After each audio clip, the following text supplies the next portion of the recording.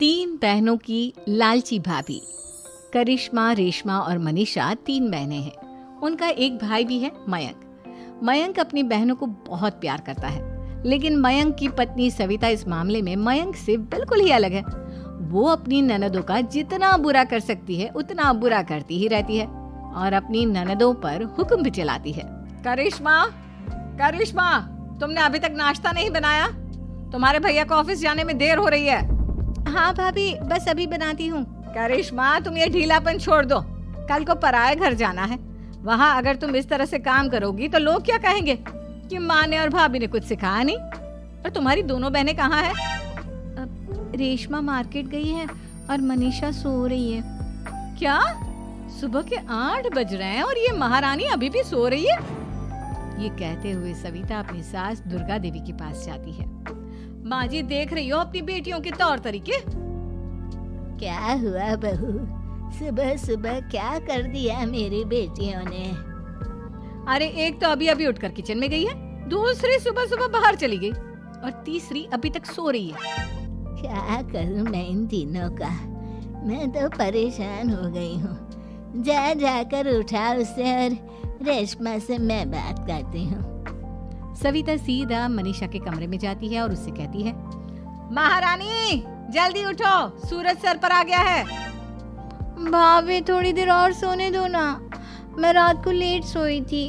वो क्या ना, यूनिट टेस्ट चल रहे हैं। शराफत से उठती है या नहीं, या फिर पानी की भरी बाल्टी डालूं तेरे ऊपर? नहीं भाभी, मुझे बिस्तर में नहीं लाना, उठती हूँ मैं। मनीषा जल्दी से उठकर बाथरूम में चली जाती है। सभी आराम से बैठकर नाश्ता कर रहे होते कि तभी रेशमा बाजार से हाथ में सामान लिए आ जाती है। रेशमा को देखते ही सविता उस पर बरस पड़ती है। लो, आ गई महारानी। ऐसा भी क्या सामान लाना था जो सुबह आंख मलते ही बाजार की तरफ रवाना हो गई? भाभी, कल आप ही तो चीख रही थी कि घर का सारा सामान मुझे ही लाना पड़ता है, घर में किसी को भी किसी काम से कोई लेना देना नहीं है। अब मैं बाजार जाकर सामान ले आई तो आपको इस बात से भी तकलीफ हो रही है? देख रही हो माँ जी, अपनी बेटी की जुबान कैंची से भी तेज चलती है। और मयंक, आप तो कुछ कहेंगे नहीं अपनी लाडली बहन को। रेशमा, अपनी भाभी से ऐसे बात नहीं करते। चलो माफी मांगो। भैया, मैं क्यों माफी मांगू? आप भाभी से बोलिए ना कि हम पर कम हुक्म चलाया करे। हम इस घर की बेटियां हैं और आपकी पत्नी की ननद है, नौकरानी नहीं। लो कर लो बात। इनकी भलाई के लिए कुछ भी बोलो तो इन्हें बुरा लग जाता है। इस घर में यही इज्जत है मेरी। देख लो माँ जी, आपकी बेटी किस लहजे में मुझसे बात कर रही है। सविता वहाँ से चली जाती है। मयंक को बहुत गुस्सा आता है, वो भी वहाँ से चला जाता है। फिर करिश्मा रेशमा को समझाती है। रेशमा, तुम्हें भाभी से माफी मांग लेनी चाहिए थी ना। लेकिन दीदी, मैंने कुछ किया ही नहीं तो मैं माफी क्यों मांगू? हाँ करिश्मा दीदी, रेशमा दीदी जैसे ही घर में आई भाभी ही उन पर चिल्ला रही थी। हाँ, मैं मानती हूँ कि गलती भाभी की थी। मैं तो इसलिए बोल रही हूँ कि भाभी ने माँ को तो पूरी तरह अपने वश में कर लिया है। वो हमारी बात सुनती ही नहीं। मयंक भैया हमारे लिए हमेशा खड़े रहते हैं, इसलिए उनकी बात का मान तो तुम्हें रखना चाहिए था ना। कोई फायदा नहीं दीदी, कुछ दिनों की बात और है, भाभी उन्हें भी हमारे खिलाफ भड़का देंगी। फिर वो भी माँ की तरह हमारी किसी बात का विश्वास नहीं करेंगे। इसी तरह सविता अपनी तीनों ननदों को किसी न किसी बात पर परेशान करती रहती थी। एक दिन मयंक अपनी तीनों बहनों के लिए गिफ्ट लाया। क्या रेशमा, ये तुम्हारे लिए हार का सेट। रेशमा, तुम्हारे लिए सुंदर सी ड्रेस।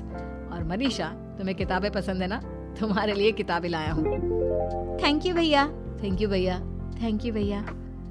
करिश्मा, तुम्हारा नेकलेस कितना सुंदर है। ये भैया कहाँ से ले आए होंगे? मैंने भैया को 3 दिन पहले फोन पर ये डिजाइन दिखाया था और आज भैया ये ले आए। सविता तो अपनी ननदों के गिफ्ट्स देखकर जल गई और करिश्मा का नेकलेस तो उसे भी बहुत पसंद आया था। अपनी बहनों के लिए कितना अच्छा नेकलेस लेकर आए हैं, मुझे कभी कोई गिफ्ट नहीं दिया। मैं आज ही ये हार चुरा लूंगी। रात में सविता करिश्मा का हार चुरा लेती है और इसी तरह उसे अपनी ननदों की जो भी चीज अच्छी लगती वो उसे मांगती नहीं, बल्कि रात के अंधेरे में चुरा लेती। इसी तरह दिन बीतते गए और सविता ने मयंक के दिल में भी उसकी बहनों के लिए नफरत पैदा कर दी। एक दिन मयंक ने करिश्मा और रेशमा के लिए रिश्ता देखा और ये बात उसने घर में सबको बताई। माँ, करिश्मा और रेशमा के लिए बहुत अच्छा रिश्ता आया है। वो लोग कल इन्हें देखने आ रहे हैं। आप और सविता मिलकर सारी तैयारी कर लेना। ये सुनकर करिश्मा और रेशमा खुश हो जाती हैं, लेकिन सविता सोचती है, अगर इन दोनों बहनों की शादी हो गई तो घर और बाहर का काम कौन करेगा? मनीषा तो एक नंबर की कामचोर है, उससे तो किसी बात की उम्मीद लगाना ही बेकार है। मुझे इस शादी को रोकना होगा। अगले दिन सभी लड़के वालों के स्वागत की तैयारी करने में लगे होते हैं। तभी मयंक अपनी बहनों से आकर कहता है, तैयार हो गई तुम दोनों? देखो दोनों लड़के बहुत अच्छे हैं, मैं कोई कसर नहीं छोड़ना चाहता, इसलिए तुम उनके सामने अच्छे से बिहेव करना और अपनी भाभी से लड़ने मत लग जाना। करिश्मा, तुम वो नेकलेस पहन लो ना जो मैं तुम्हारे लिए लाया था। भैया मैं बहुत देर से वो नेकलेस ढूंढ रही हूँ, लेकिन मुझे मिल ही नहीं रहा। क्या तुमने नेकलेस खो दिया? तुम्हें पता भी है वो कितना महंगा था? तुम कोई काम ढंग से नहीं कर सकती। मयंक गुस्से में वहां से चला जाता है। थोड़ी देर बाद लड़के वाले भी आ जाते हैं। वो दोनों बहनों को पसंद कर लेते हैं और रिश्ता पक्का हो जाता है। लेकिन सविता के दिमाग में तो कुछ और ही खिचड़ी पक रही थी। वो पंडित जी के पास करिश्मा की कुंडली लेकर जाती है और उन्हें पैसे देकर करिश्मा की कुंडली बदलवा देती है। जब लड़के वालों के पास करिश्मा की कुंडली जाती है तो वो दुर्गा को फोन करते हैं। बहन जी, हमने करिश्मा की कुंडली अपने पंडित जी को दिखाई थी। आपकी बेटी की कुंडली नहीं बल्कि दोषों का पिटारा है। देखिए, मैं और मेरे पति इन सब बातों में बहुत विश्वास करते हैं, इसलिए हम आपकी बेटी से अपने बेटे की शादी नहीं करा सकते। इस तरह करिश्मा का रिश्ता टूट जाता है और सभी घर वालों को बहुत दुख होता है। अब कविता सोचती है, चलो करिश्मा का तो रिश्ता टूट गया, अब रेशमा का भी रिश्ता तोड़ना है। क्या करूं? अब सविता आवाज बदलकर किसी अननोन नंबर से रेशमा के होने वाले ससुराल में फोन करती है। हेलो, मैं कौन हूँ कौन नहीं ये आपके लिए जानना जरूरी नहीं, बस इतना सुन लो कि रेशमा का 2 साल से किसी के साथ अफेयर चल रहा है। बस रेशमा का रिश्ता तोड़वाने के लिए सविता का इतना कहना काफी था। अब रेशमा का भी रिश्ता टूट गया। मयंक और दुर्गा देवी ने रेशमा को खूब खरी खोटी सुनाई और उससे बार बार उस लड़के के बारे में पूछने लगे। आप दोनों मुझे क्यों परेशान कर रहे हो? अरे कोई लड़का होगा मेरी लाइफ में तो मैं बताऊंगी ना, जब कोई है ही नहीं तो कहाँ से लाऊं मैं कोई लड़का?